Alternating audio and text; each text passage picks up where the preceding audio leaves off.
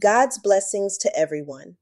This is a DGHradio.com news update for the United States Virgin Islands, and I'm reporter DKS reporting the news, covering the latest developments from across the United States Virgin Islands. Public safety first on St. Thomas, where police have identified the man found shot just after midnight last Thursday in the Contant area. Shot detection technology alerted officers to multiple rounds, followed by a 911 call reporting a person in the roadway. The victim, 55-year-old Randy L. Williams, was pronounced dead at the scene. Major Crimes is asking anyone who saw or heard anything to step forward via 911, the Major Crimes Unit, or Crime Stoppers, as detectives work to establish motive and track those responsible. Also in the St. Thomas-St. John district, detectives arrested a 23-year-old man tied to an attempted murder at the Concordia Manor apartments. Investigators say the suspect surrendered and was booked on felony charges linked to a weekend assault that left a victim hospitalized in serious condition. He remains in custody pending advisement. Police remind the public that tips, camera footage, and timeline details often make the difference in securing charges and moving cases to court. School safety remains a focus after bomb threats forced emergency sweeps at Lockhart K-8 and Charlotte Amalie High on Monday. Students and staff followed protocol, moving to staging areas while officers cleared both campuses. No devices were found, and an all-clear was issued. Officials are reviewing communications to families and reinforcing counseling supports for anyone who needs them. Authorities say they will pursue maximum penalties against anyone responsible for repeated threats that disrupt learning and drain emergency resources. On St. Croix, a separate campus incident ended with a 17-year-old student in custody after a fully loaded firearm was recovered from a backpack at Central High. The teen was remanded to the Youth Rehabilitation Center pending juvenile proceedings.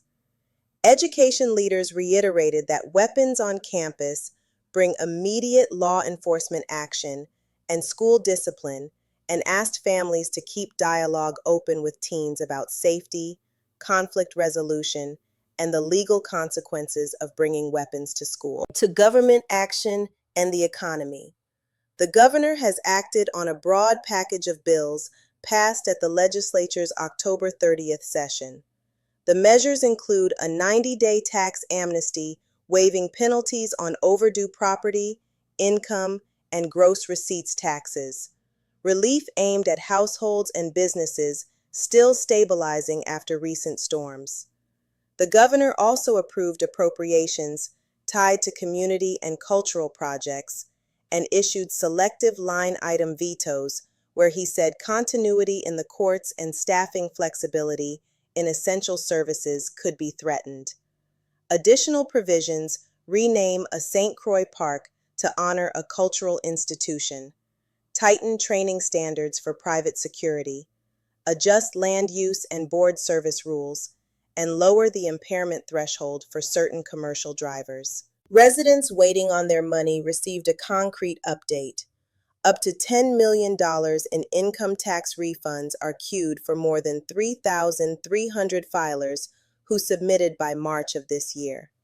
Treasury and revenue teams say payments are in process, with direct deposit encouraged for speed and address updates urged to prevent mail delays. Officials added that refund progress is part of a wider fiscal program that also touches infrastructure, harbor dredging on St. Thomas, and protective benefits such as SNAP for families under pressure from the federal shutdown's ripple effects. Consumer protection is also front and center. Licensing and Consumer Affairs has asked the Department of Justice to compel several St. Thomas gas stations to produce pricing and supply records after subpoenas were allegedly ignored. DLCA says the documents are needed to verify that posted pump prices reflect legitimate costs rather than coordinated practices in a concentrated market. If justice intervenes, court orders and penalties could follow.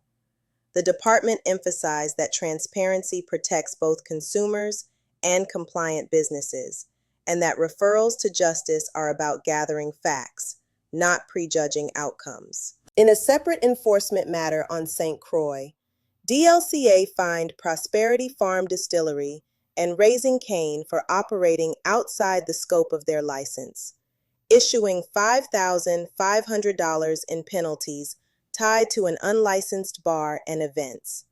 The case drew extra attention after promotional posts showed the agency's own enforcement director pouring drinks at the venue. An administrative hearing is set for November 18th. The outcome may shape how agritourism ventures are licensed when production, tastings, and events occur on a single property in historic or residential zones. On budget execution, the Office of Management and Budget acknowledged that funds appropriated for the Virgin Islands Food and Farm Council were misdirected due to an internal coding error.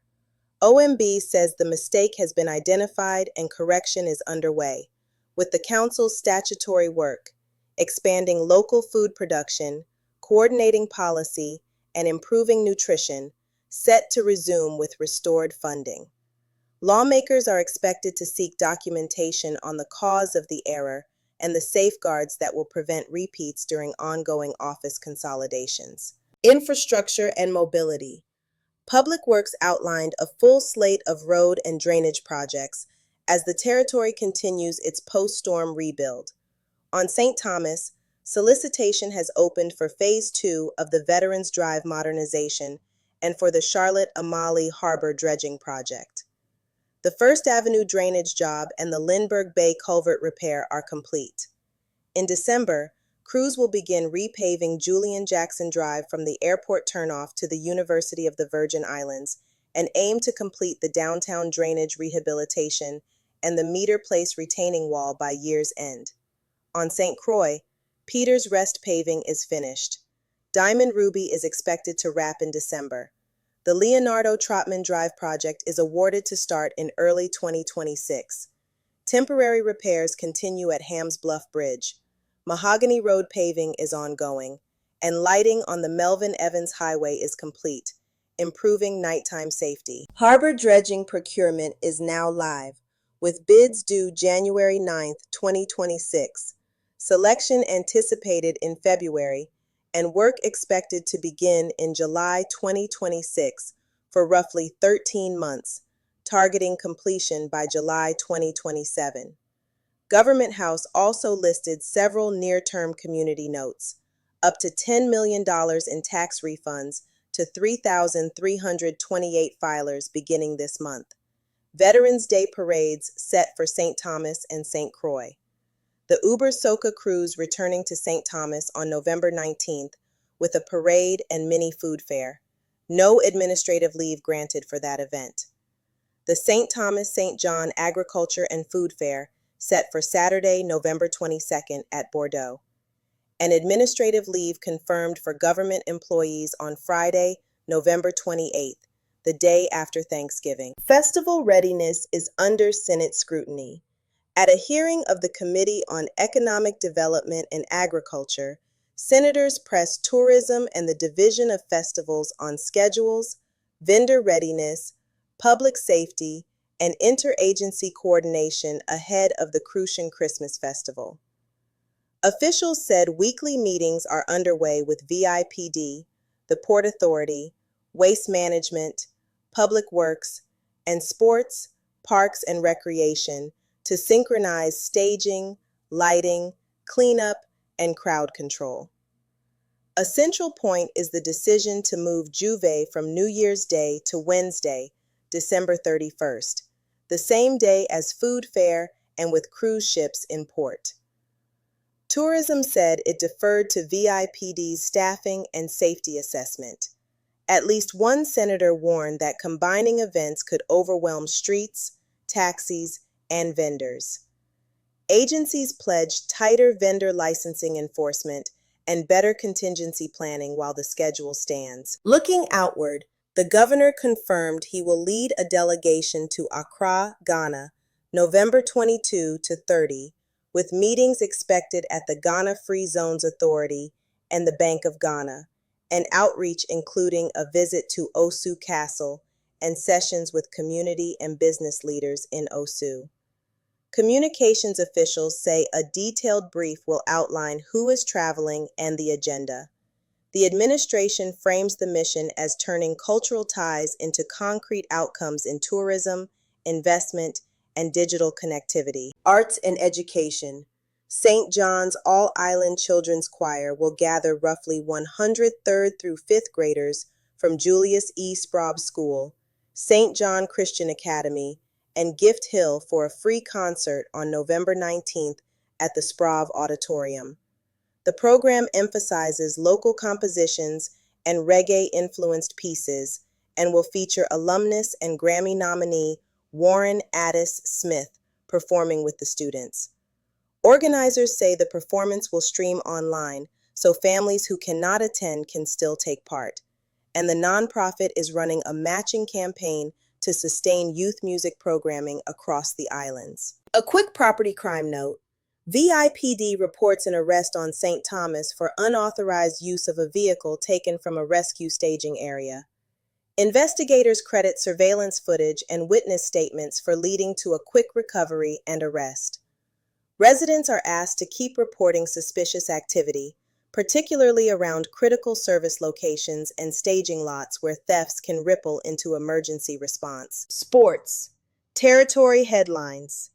In Christiansted, 17-year-old Aiden Cintrone captured the Virgin Islands National 10K Championship in 35:30, while 42-year-old Bridget Klein won the women's title in 40:14, finishing 4th overall.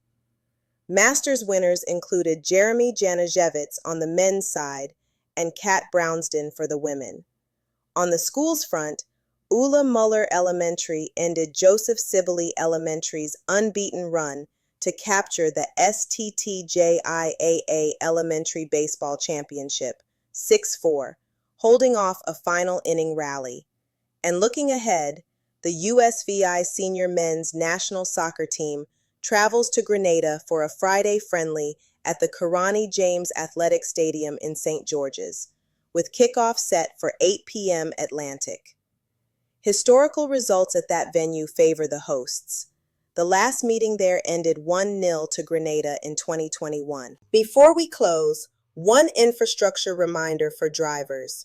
As phase work continues in town and near schools, Public Works urges patience with daytime closures, detours, and flagging operations. Finish work such as striping and signage is scheduled as lanes reopen, and agencies say tighter utility coordination should reduce future cuts into new pavement. Residents should allow extra travel time and avoid entering active work zones on foot or by vehicle. These and other issues are of great concern within the islands. Let us know your thoughts by texting your comments to 1-315-898-1449. You can also join our WhatsApp group and get the news, weather, and other insightful information delivered right to your smartphone. To join, text JOIN to 1-315-898-1449. Please include your name in the text message. You will receive a call to verify your request. I'm your reporter, DKS, signing off for DGHradio.com. Remember DKS and DGH, together we dream kindly, speak deeply, and give hope. Because on DGHradio.com, the news never sleeps. Goodbye for now. Ciao.